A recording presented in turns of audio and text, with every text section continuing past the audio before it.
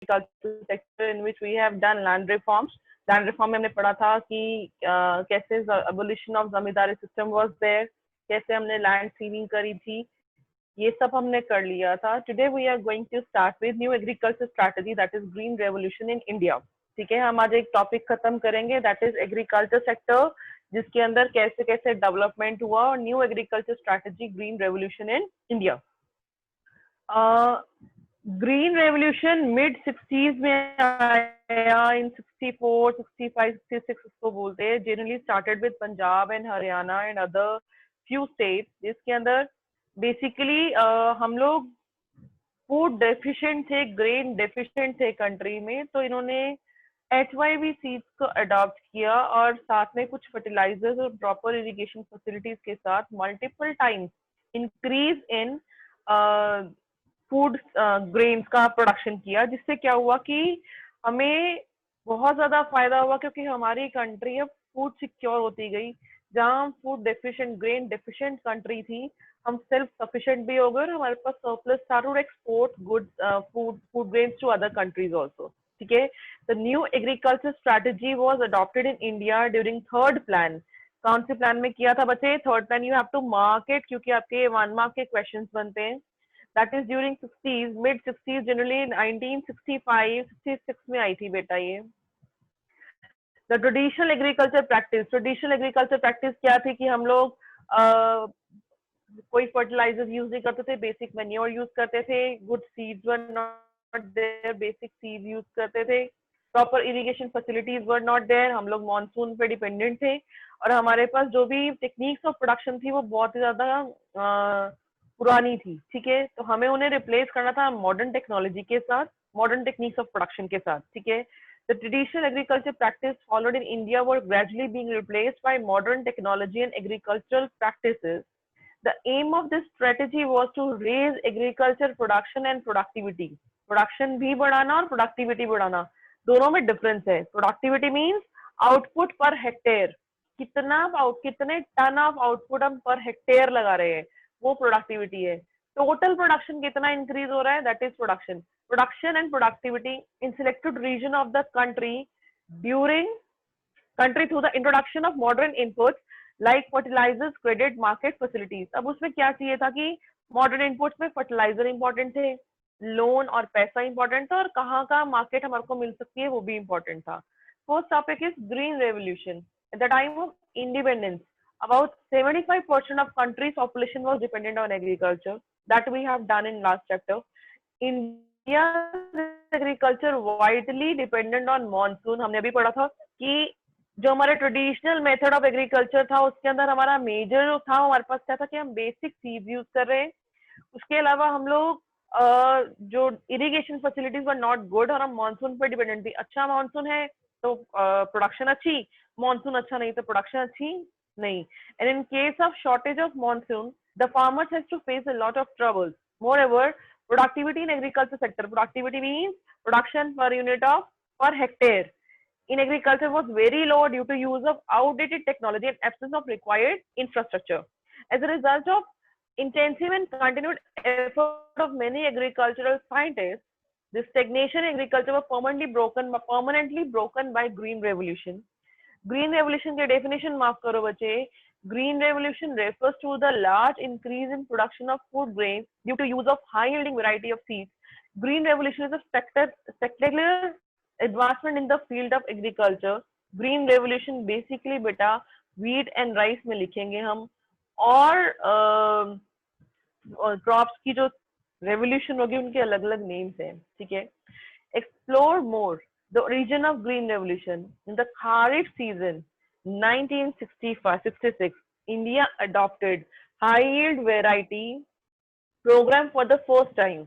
Okay, the program was successful due to high yielding variety of seeds, adequate irrigation facility, application of pesticides, fertilizers, insecticides, etc. In this way, a new technology was gradually adopted in Indian agriculture. This new strategy is also popularly known as modern agriculture technology or green revolution. ध्यान रखना, सिर्फ green revolution HYV seeds नहीं है बेटा. अगर सिर्फ यही seeds हो हमारे पास तो हमारे पास हम लोग इतनी अच्छी प्रोडक्शन नहीं कर सकते। ग्रीन रेवोल्यूशन का मतलब है combination of better irrigation facilities, HYV plus lots and lots of fertilizers and pesticides and insecticides। अगर ये सब नहीं है, ये सीड इतने ज्यादा prone to पेस्ट है कि उनको पेस्टिसाइड इंसेक्टिसाइड के बिना नहीं रह सकते। बहुत ज्यादा इरिगेशन फैसिलिटीज चाहिए, बेसिक मॉनसून पर डिपेंडेंट नहीं रह सकते।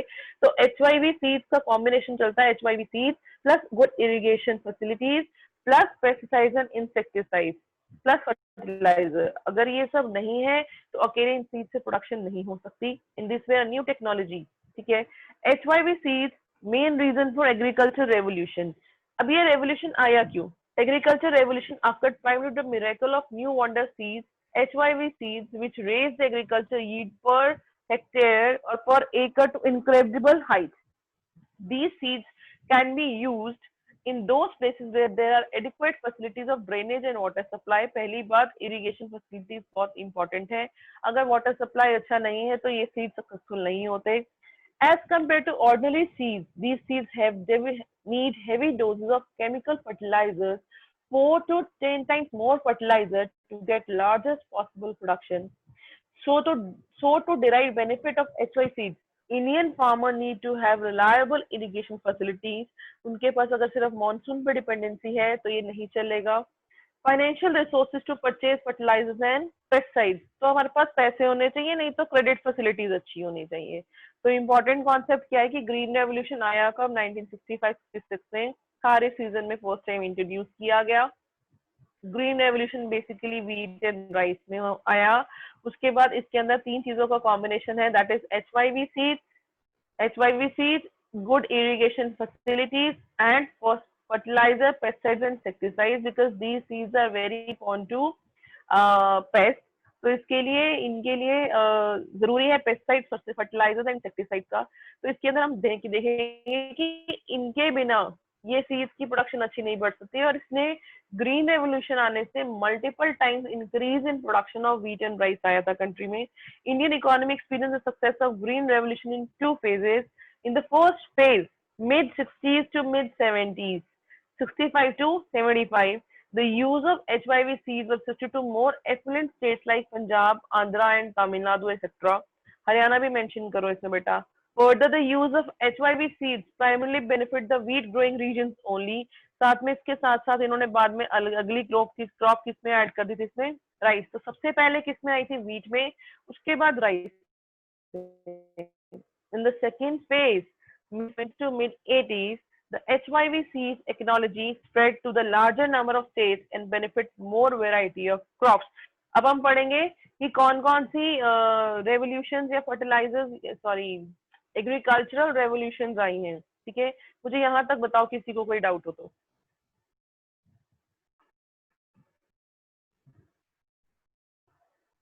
यहाँ तक किसी बच्चे को डाउट हो तो प्लीज आस्क बेटा। हाँ जी, अब आप लिखो कि ये रेवोल्यूशन कौन कौन सी में आई थी। पहले लिखो बेटा grey revolution. Green revolution is wheat and rice, लिख लो बच्चे कहीं पे। ग्रे रेवोल्यूशन फर्टिलाइजर में आई थी बच्चे। White revolution is for milk.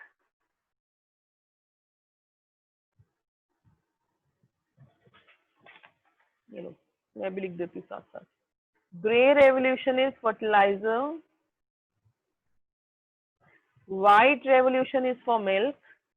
इसको बच्चे ऑपरेशन फ्लड से भी जाना जाता है, ठीक है। Yellow revolution is for oil seeds. Yellow revolution is for oil seeds. Silver revolution is for eggs. Silver is for eggs. Golden revolution तीन चार चीजों के लिए बोलते हैं, एक तो हॉर्टिकल्चर, दूसरा बोलते हैं banana, mango, few spices also plus coconut, ठीक है। तो गोल्डन रेवोल्यूशन में horticulture, banana, mango, spices and coconut. Brown revolution is for coffee.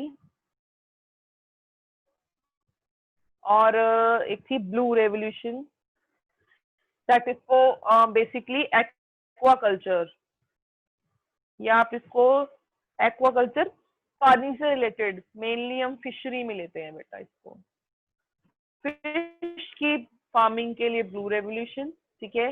तो blue is for fish, brown is for coffee, golden is for horticulture, banana, mango, spices plus coconut, ठीक है। Silver is for egg, yellow is for oil seeds, white is for milk, operation flood, grey is for fertiliser. Agriculture में majorly अब जो current आई है that is operation green, green revolution नहीं है ये, ग्रीन रेवोल्यूशन तो वीट और राइस की है, इसको बोलते हैं ऑपरेशन ग्रीन।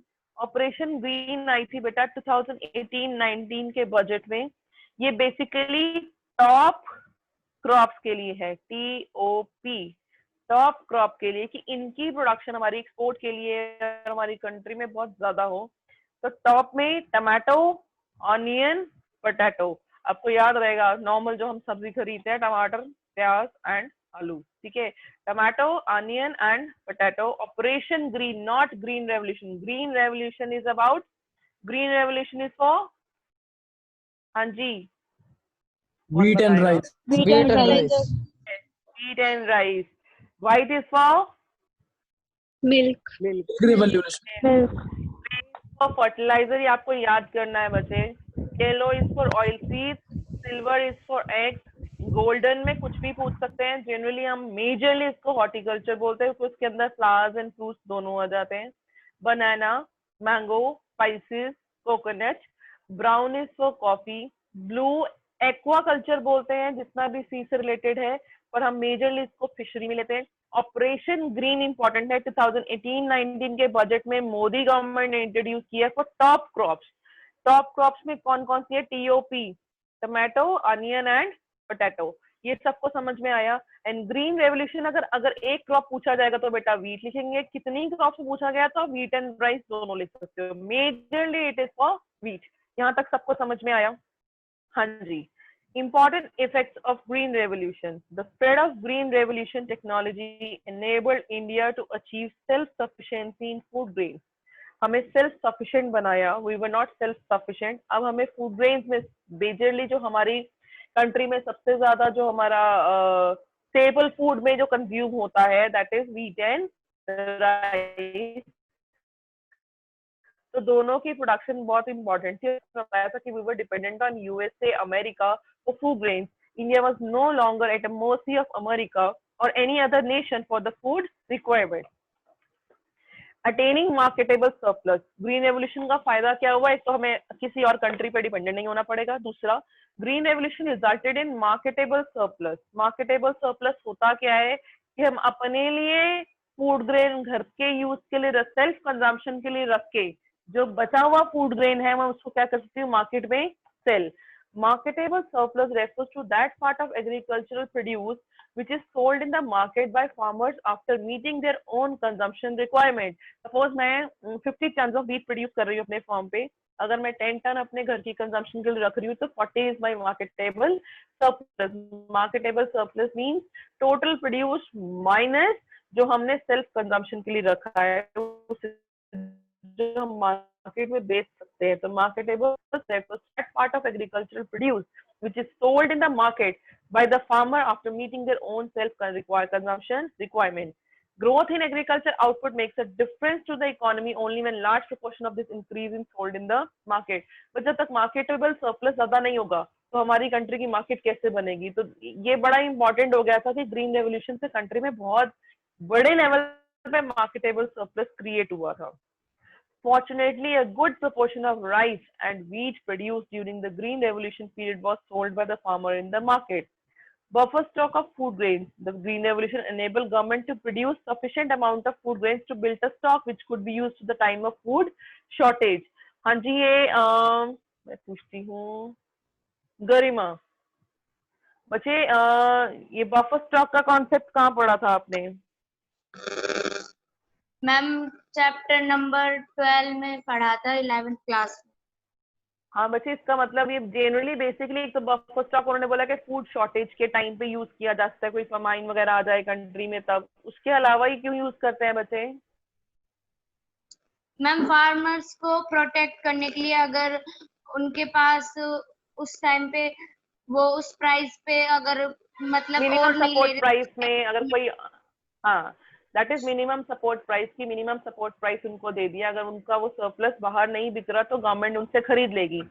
जब गवर्नमेंट उनसे परचेज कर लेगी तो जहां पे जैसे उसको स्टॉक करते से बफर, उसको वो यूज कहाँ करते हैं उस फूड ग्रेन्स को? पब्लिक डिस्ट्रीब्यूशन गरिमा, सिस्टम में करते हैं। पब्लिक डिस्ट्रीब्यूशन सिस्टम में, पीडीएस में। तो जिन लोगों के पास फूड ग्रेन्स खरीदने के अमाउंट का पैसा नहीं है, उनको गवर्नमेंट प्रोवाइड करती है through this buffer stock to public distribution system. Benefit to low income group, यही वाला यहाँ पॉइंट आ जाएगा। Large proportion of food grains was sold by the farmers in the market, their price declined relatively to other item of consumption. The low income group which spent a large percentage of their income on food benefit from the decline in relative prices. अब हुआ क्या, ये क्या बोल रहे हैं? Basically when supply increases, country में supply बहुत ज्यादा बढ़ गई फूड ग्रेन्स की, जब सप्लाई बढ़ती है तो प्राइसेस गिरते हैं। पहले सप्लाई बहुत कम थी तो प्राइस बहुत ज्यादा था फूड ग्रेन का, तो बहुत लोग अफोर्ड नहीं कर सकते थे। सप्लाई इंक्रीज होने से प्राइस गिरा। प्राइस गिरने से क्या हुआ कि फूड ग्रेन इतने सस्ते हो गए कि अगर उन्हें खरीदना है तो बहुत सारे लोग जो नहीं खरीद पा रहे थे वो लोग अब उसको खरीदना शुरू कर लेंगे। पर इसका मतलब ये नहीं है कि फार्मर्स को मिनिमम सपोर्ट प्राइस नहीं मिल रहा। टिल मिनिमम सपोर्ट प्राइस, पहले प्राइसेस बहुत ज्यादा थे, बहुत ज्यादा मतलब कि वो लोग अफोर्ड ही नहीं कर सकते थे। मैक्सिमम पॉपुलेशन उसको अफोर्ड नहीं कर पा रही थी। सप्लाई इंक्रीज होने से कहीं ना कहीं प्राइसेस गिरे, प्राइस गिरने से बहुत लोग उसको अफोर्ड कर सकते हैं। इसके बाद हम पढ़ेंगे रिस्क इन्वॉल्व अंडर। अब रिस्क क्या क्या थे? मैंने आपको बताया था कि basically H5C are so sensitive for pest attack. दूसरा कि जो H5C था उसमें high level of fertiliser, pesticide, insecticide चाहिए, बड़ा इरिगेशन फैसिलिटी चाहिए, थोड़े महंगे भी हैं ये सीड। तो स्मॉल और मार्जिनल फार्मर्स तो उनको खरीद ही नहीं सकते। तो उसको खरीदने के लिए कौन खरीदेगा? जो मेजर जमींदार हैं या लार्ज फार्मर्स हैं जिनके पास ज्यादा लैंड है, जिनको पैसा ज्यादा है। अगर इतने लोग खरीद पाएंगे तो they will be a difference, it will create a gap between rich farmers and poor farmers. तो कहीं ना कहीं वो इनकम इनइक्वालिटी इंक्रीज करता है। पर गवर्नमेंट की कुछ पॉलिसीज ऐसी थी कि स्मॉल और मार्जिनल फार्मर्स को बहुत सस्ते में लोन मिला, उनको प्रमोट किया गया, कि उनको बोला गया कि आप लोग प्लीज इस H5C को यूज करें। गवर्नमेंट ने इरिगेशन फैसिलिटीज में बहुत कंट्रीब्यूट किया।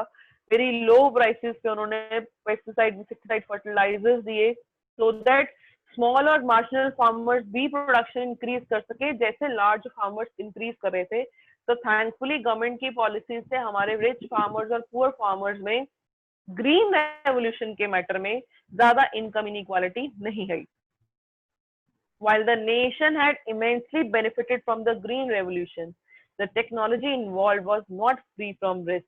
Risk of pest attacks. The H5 seed crop were more prone to attack by pests. So there was a risk that small farmers who adopted this technology could lose everything in pest attacks. However, this risk was considerably reduced by the services rendered by the research institute established by the government. Risk of increase in income inequality. There was risk that costly inputs, H5 seeds, fertilizer, and etc. required under Green Revolution were increased the disparity between small and big farmers, since only big farmers could afford the required input. However, due to favorable steps taken by the government, these fears did not come true. The government provided loan at a low risk rate to small farmers so that they could also have access to needed input. Since a small farmer could obtain the required input, the output on small farmer equaled the output on large farmers in the course of time. As a result, Green Revolution benefited a small as well as rich farmers. यहाँ तक किसी को कोई doubt हो तो अभी के अभी पूछो, नहीं तो मैं नेक्स्ट टॉपिक शुरू करूँ बच्चे।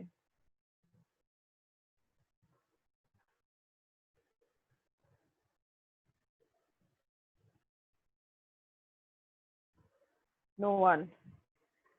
Debate on subsidies. अभी मैंने बोला कि गवर्नमेंट की पॉलिसीज ऐसी थी कि रिच और पुअर फार्मर्स के बीच में ज्यादा गैप इकट्ठा नहीं हुआ। तो इसका मतलब क्या था कि गवर्नमेंट कहीं ना कहीं सब्सिडीज प्रोवाइड कर रही थी स्मॉल और मार्जिनल फार्मर्स को। अब इसके ऊपर कुछ सब्सिडीज होती गए कि कुछ कंसेशनल रेट्स पे सीड्स का प्रोवाइड करना, फर्टिलाइजर, पेस्टिसाइड, इंसेक्टिसाइड्स का प्रोवाइड करना, बेटर इरिगेशन गवर्नमेंट की तरफ से देना. Subsidies in context of agriculture means the farmer gets input at a price lower than the market price. During initial phase of green revolution, new technology was looked upon being risked by the farmers. So it was necessary. बच्चे शुरू में farmers को भी लग रहा था ना कि बड़ा रिस्की सा होगा, हम नहीं लेते. तो गवर्नमेंट ने उनको पुश किया कि आप लोग शुरू करो, हम आपको सब्सिडीज देंगे, हम आपको प्रोवाइड करेंगे चीजें, आप लोगों का गड़बड़ नहीं होगी. तो वो लोग रिलक्टेंट थे, तो उस रिलक्टेंसी को कम करने के लिए गवर्नमेंट का हेल्प बहुत जरूरी था. So it was necessary for the government to grant subsidies to provide an incentive for adoption of new technology. However, with the passage of time, there has been a debate over huge amount of subsidies granted by the government. Let us discuss the point in favor and against of the subsidies. Economists in the favor. वो कहते हैं कि farming थोड़ा risky business है, तो उसको subsidies मिलनी चाहिए. ठीक है. कंट्री में बहुत सारे मार्जिनल और पुअर फार्मर्स हैं, तो उनको तो सब्सिडीज मिलनी चाहिए. अगर हम सब्सिडीज को हटा देंगे तो रिच और पुअर फार्मर्स में गैप दोबारा से क्रिएट हो जाएगा. पर कुछ लोग हैं ऐसे जो बोल रहे हैं कि अब सब्सिडीज को हटा देना चाहिए. वो कह रहे हैं कि HYV सीड्स को इंट्रोड्यूस हुए, इट्स बीन लॉन्ग, 65 में आया था, अब इतना टाइम हो गया, इतने ईयर्स हो चुके हैं. स्मॉल और मार्जिनल फार्मर्स भी इसको अडॉप्ट कर चुके हैं. अब किसी चीज के ऊपर क्या जिंदगी भर आप सब्सिडीज देते रहोगे? दूसरा कि स्मॉल और मार्जिनल फार्मर्स को इनका बेनिफिट हो चुका है, तो अब इस चीज को लॉन्ग रन में खींचने की जरूरत नहीं है. तो फेवर वाले पॉइंट्स पहले रीड करेंगे बच्चे. The government should continue with agriculture subsidies as farming in India continues to be a risky business. Majority of farmers are very poor and they will not be able to afford the required input without subsidies. Eliminating subsidy will increase the income inequality between rich and poor and will violate the ultimate goal of equity. In brief, subsidies in India are necessary for poor and small farmers to enable them to make use of modern agriculture techniques. Necessary steps should be taken to ensure that only poor farmers enjoy the benefits of subsidy, not the fertilizing industry and big farmers. अब हुआ क्या कि fertilisers farmers को सस्ती देनी है. Fertiliser सस्ती देने के चक्कर में अब फर्टिलाइजर इंडस्ट्री वालों को तो बोल नहीं सकते भैया तुम सस्ते में बनाओ या सस्ते में बेचो, वो तो कमाने के लिए बैठे हैं, उनका तो प्रॉफिट मेकिंग मोटिव है. तो फर्टिलाइजर इंडस्ट्री को बहुत बड़ा सब्सिडी देती है सरकार. उनके प्रॉफिट का मार्जिन का बहुत बड़ा प्रोपोर्शन गवर्नमेंट उनको दे देती है. देने के बाद उसके बाद वो लोग सस्ते में बेचते हैं, तो इनको बहुत पैसा देना पड़ता है सरकार को. और सब्सिडी तो सबके लिए होगी, तो जो बड़े फार्मर्स हैं वो उन सब्सिडीज का फायदा उठाते हैं. तो पॉलिसी ऐसे नीचे कि इन दोनों को छोड़ के सिर्फ पुअर और स्मॉल को मिलना चाहिए जिनको जरूरत है. पर ये लोग भी उसको अवेल अभी भी कर रहे हैं. अभी भी बहुत बड़ी सब्सिडी जाती है बेटा फर्टिलाइजर इंडस्ट्री को. According to some economist, subsidies were granted by the government to provide an incentive for adoption of new technology. So after the wide acceptance of technology, subsidies should be phased out of the purpose has been served. Main purpose था to introduce HYV seeds in farming. अब वो हो चुका है तो subsidies देने की जरूरत नहीं है. Subsidy do not benefit poor and small as benefit the substantial amount of subsidy to go to fertilizer industry and prosperous farmer. वो यही बोल रहे हैं कि सब्सिडी मिलनी चाहिए थी पुअर को, पर सबसे ज्यादा सब्सिडीज का जो फायदा उठा रहे हैं वो है large farmers and fertilizer industry. Therefore, there is no case for continuing with subsidy and does not benefit the largest group, and it is a huge burden on the government finances. Critical appraisal of agriculture development. Critical का मतलब इसके अंदर positive और negative दोनों points आएंगे बेटा. Indian economy inherited stagnant and backward agriculture from the British rule. So immediately after independence, Indian government undertook various measures to improve the condition of agriculture. First, land reform आए, land sealing की, consolidation of land किया, जमींदार system को abolish किया, ठीक है. So the land reform measures and green revolution were greatest achievement of the Indian government in enhancing the agriculture production productivity between 1950 and 1990. 1990 से पहले की policy पढ़ रहे हैं ना हम लोग. There has been a substantial increase in agriculture productivity. Productivity means output per hectare. As a result of green revolution, India became self-sufficient in food production. Land reform resulted in abolition of zamindari system. तो land reform से क्या हुआ? एक तो consolidation of land हुआ, एक abolition of zamindari system और intermediary system. तीसरा हमने किया है land sealing, वो भी इसी के अंडर आ जाएगा.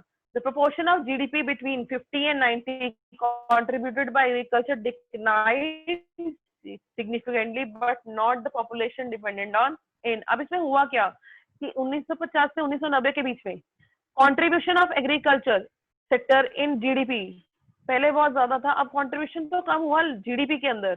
इसका मतलब जीडीपी में सर्विस सेक्टर और इंडस्ट्री का सेक्टर का जीडीपी का कंट्रीब्यूशन बढ़ गया। अगर जीडीपी एग्रीकल्चर के अंदर कंट्रीब्यूट कम कर रहा है तो इसका मतलब वो सर्विस सेक्टर का और इंडस्ट्री सेक्टर का बढ़ गया है, पर पॉपुलेशन डिपेंडेंट ऑन इनकम नहीं हुआ है, तो कहीं ना कहीं ये नुकसान है।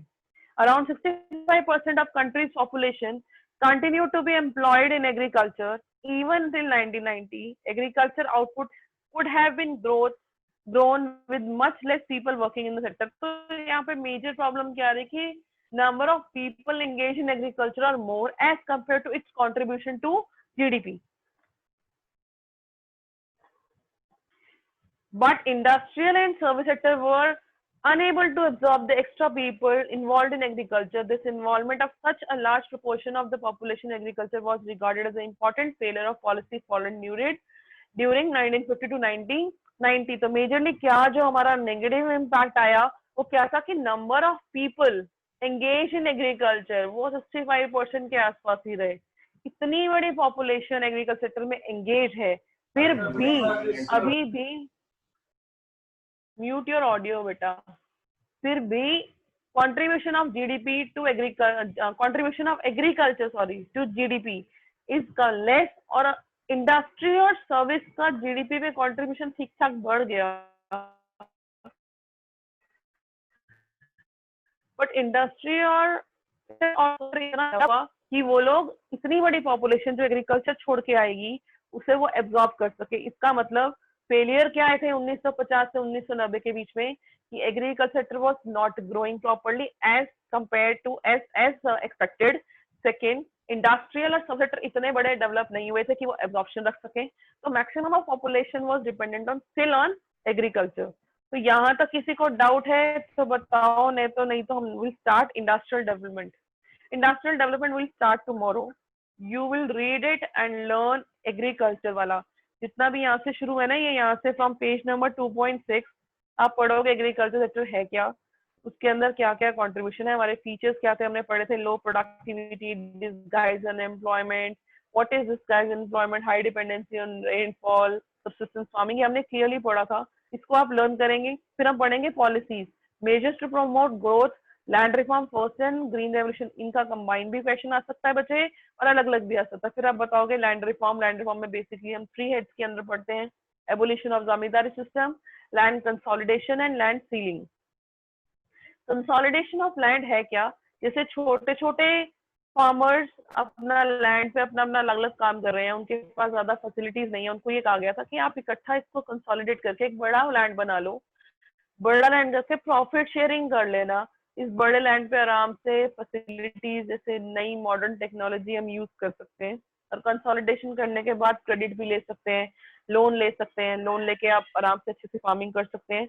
उसके बाद हमने आज पढ़ा है ग्रीन रेवोल्यूशन। ग्रीन रेवोल्यूशन होता क्या है, उसके अंदर क्या क्या चीजों की रिक्वायरमेंट होती है, क्यों लेना पड़ा, किस फेजेस में आया, दिस इज इम्पोर्टेंट कि वो कौन से स्टेट में आया और उसके बाद कौन से ईयर में आया, उसके इफेक्ट इंपॉर्टेंट क्या है, कुछ पॉजिटिव इफेक्ट क्या है, रिस्क इन्वॉल्व क्या है, सब्सिडीज होते क्या है, सब्सिडी के फेवर में, सब्सिडी के against, and critical appraisal of agriculture development 1950 to 1990। ठीक है बच्चे, डाउट क्लास के लिए मैं आपको लिंक सेंड कर रही हूँ एंडिंग दिस क्लास। ओके।